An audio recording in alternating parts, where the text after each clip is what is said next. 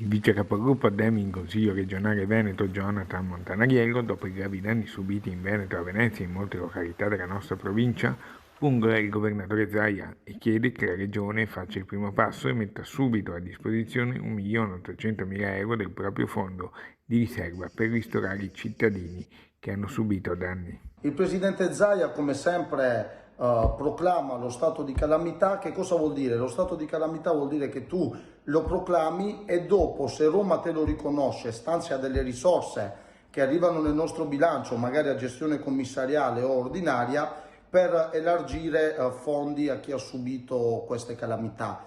Però il presidente Zaia dimentica una cosa importantissima, che noi abbiamo un fondo di riserva dove vi leggo cosa è previsto all'interno per questa spesa. Spese correnti non prevedibili al momento della predisposizione del bilancio, spese per calamità e interventi di emergenza. Per questo, secondo il consigliere, potrebbero essere disponibili subito dei soldi.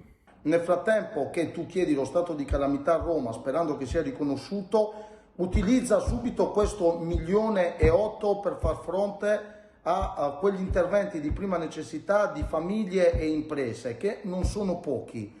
2, settimana prossima discuteremo l'assestamento di bilancio, dove c'è una manovra di 31 milioni di euro in atto, e invitiamo il presidente Luca Zaia e la giunta regionale appunto a rimpinguare questo fondo per le emergenze. Anche il Veneto faccia la sua parte, dice l'esponente dell'opposizione a gran voce.